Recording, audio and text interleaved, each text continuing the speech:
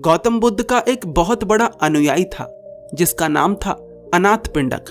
बड़ा इसलिए कह रहा हूं क्योंकि उसके जैसा कोई अन्य नहीं था। उसने कुछ ऐसे कृत्य करे थे जिसके कारण वह बड़ा बना था। उसने एक पूरे वन को सोने की मोहरों से ढकवा दिया था। अगर आप नहीं जानते कि क्यों अनाथ पिंडक ने एक पूरे वन को सोने की मोहरों से ढकवा दिया था, तो ऊपर आई बटन में एक वीडियो है, आप उसे जाकर देख सकते हैं। अनाथ पिंडक की एक पुत्री थी जिसका नाम था सुभद्दा। सुभद्दा अक्सर अपने पिता के साथ बुद्ध के प्रवचन सुनने आया करती थी। छोटी थी, शायद सुनती ना हो, पर शब्द तो उसके कानों में जाते थे और शब्द बीज होते हैं और बीज जिसके मन में बू जाते हैं वे अपना परिणाम अवश्य देते हैं। उसका पूरा बचपन बुद्ध की संगति में बीतता है और जब वह बड़ी हो जाती है तो उसका विवाह कर दिया जाता है। सुभद्दा के ससुराल वाले बुद्ध से ईर्ष्या करते थे। ईर्ष्या का सबसे बड़ा कारण यह था कि वे ना तो बुद्ध से कभी मिले थे और ना ही उन्होंने बुद्ध के प्रवचन सुने थे। उन्होंने बस दूसरों से बुद्ध के बारे में सुना था और उसी से निष्कर्ष बना लिया था कि बुद्ध पाखंडी है। वर्तमान में भी जो लोग बुद्ध का विरोध करते हैं वे बुद्ध के बारे में 1% भी नहीं जानते। उन्होंने बस दूसरों से सुना है कि बुद्ध बुरे हैं और वे बुद्ध को बुरा मानते हैं। सुभद्दा के ससुराल वालों का विश्वास ऐसे लोगों में था जो चमत्कार दिखा सकते थे, जो अपने हाथों से कबूतर निकाल सकते थे, जो किसी की टोपी गायब कर सकते थे। पर सुभद्दा इस तरह के लोगों में विश्वास नहीं करती थी और ना ही ऐसे लोगों का आदर सम्मान करती थी। जब कोई चमत्कार करने वाला सुभद्दा के घर आता था तो सुभद्दा के घरवाले सुभद्दा से उसका आशीर्वाद लेने के लिए कहते थे, पर सुभद्दा किसी भी ऐसे व्यक्ति से आशीर्वाद नहीं लेना चाहती थी जिसमें उसकी श्रद्धा ना हो। सुभद्दा हर बार कोई बहाना बनाती थी और ऐसे पाखंडियों का आशीर्वाद लेने से बच जाती थी। एक दिन इस बात पर सुभद्दा के घर में बड़ी लड़ाई हो गई कि सुभद्दा उन लोगों का आदर सम्मान नहीं करती जो सुभद्दा के ससुराल वालों के लिए आदरणीय हैं। सुभद्दा को बुलाया गया और उससे पूछा गया कि तुम किसे मानती हो जो इतने बड़े बड़े ज्ञानियों का अपमान करती हो। सुभद्दा ने उत्तर दिया कि मेरी श्रद्धा बुद्ध में है और उनके सिवाय मैं किसी के चमत्कार पर विश्वास नहीं करती। इस बात को सुनकर सुभद्दा के ससुराल वाले जोर जोर से हंसने लगे। अरे, उस पाखंडी को मानती हो तुम, उसे तो कुछ नहीं आता।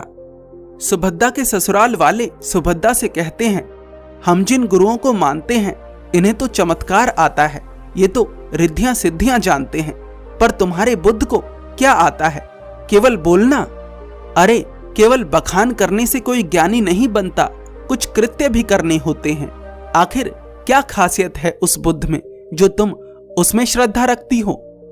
ना उसे कोई सिद्धियां प्राप्त है, ना ही वह कोई चमत्कार जानता है। वह तो निहायती पाखंडी है जो लोगों को मूर्ख बनाकर उन्हें अपना भिक्षु बना लेता है।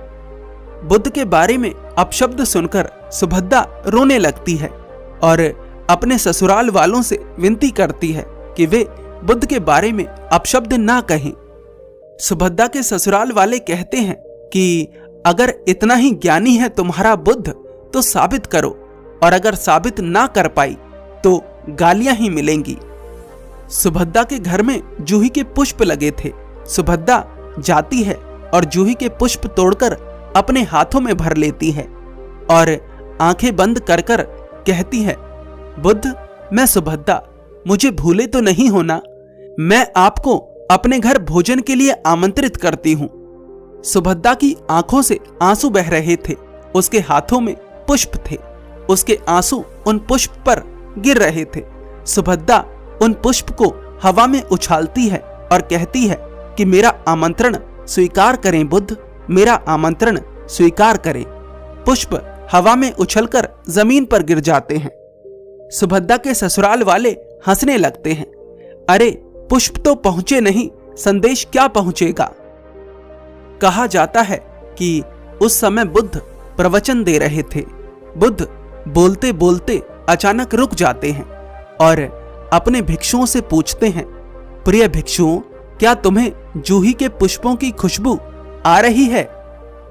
हृदय से कही गई बात हृदय तक पहुंच ही जाती है। शब्दों के लिए समय और दूरी बाधा बन सकती है, लेकिन भाव के लिए ना तो समय बाधा है और ना ही दूरी। बुद्ध की बात सुनकर बुद्ध के सभी भिक्षु चुप रहते हैं, क्योंकि किसी को भी जूही के फूलों की खुशबू नहीं आ रही थी। उस समय वहां अनाथ पिंडक भी बैठा था। अनाथ पिंडक बुद्ध से कहता है, बुद्ध कृपा कर कल प्रातः भोजन का आमंत्रण स्वीकार करें। बुद्ध कहते हैं, क्षमा करो अनाथ पिंडक, परंतु कल प्रातः मुझे तुम्हारी पुत्री के घर भोजन के लिए जाना है। उसने तुमसे पहले आमंत्रण दिया है, मैं उसके आमंत्रण को अस्वीकार नहीं कर सकता। अनाथ पिंडक बुद्ध से पूछता है, परंतु कब बुद्ध? मैं तो आपके पास ही बैठा हूं। बुद्ध कहते हैं, अभी कुछ क्षण पहले। अनाथ पिंडक कहता है, परंतु बुद्ध, उसका घर तो मीलों दूर है, आप अभी निकलेंगे तब कहीं कल प्रातः तक पहुंचेंगे। बुद्ध कहते हैं, मैं अभी प्रस्थान कर रहा हूं। बुद्ध अपने कुछ भिक्षुओं के साथ सुभद्रा के घर के लिए प्रस्थान कर देते हैं। अगले दिन प्रातः बुद्ध अपने कुछ भिक्षुओं के साथ सुभद्रा के द्वार पर पहुंच जाते हैं। सुभद्रा के घर वाले तो बुद्ध और उनके भिक्षुओं को देखकर बहुत चौंकते हैं, क्योंकि जिस समय सुभद्रा ने आमंत्रण दिया था उस समय उसके घर पर कोई नहीं था जो बुद्ध के पास आमंत्रण ले जा सके, और अगर कोई आमंत्रण ले भी जाता तब भी बुद्ध का इतनी जल्दी उसके घर आ पाना संभव नहीं था। बुद्ध के इस चमत्कार को देख, जिसे कि बुद्ध दिखाना नहीं चाहते थे, सुभद्रा के घर वालों की सोच बदलने लगती है, और सोच पूरी तरह से तब बदल जाती है जब उन्हें बुद्ध के द्वारा उनके प्रश्नों के उत्तर मिलते हैं। इस कहानी की सबसे बड़ी सीख, भाव के मार्ग में समय और दूरी बाधा नहीं बन सकती। जब आप हृदय से भरकर कोई बात कहते हैं तो वह उस तक पहुंचती है जिस तक आप उसे पहुंचाना चाहते हैं। आंखों में सच्चे आंसू और हृदय में पीड़ा, उसके बाद जो होता है उसी को चमत्कार कहते हैं। आप इस कहानी से और क्या सीखते हैं, हमें जरूर बताएं, और अगर आप इस तरह की और कहानियां चाहते हैं तो अपनी प्रतिक्रिया अवश्य दें।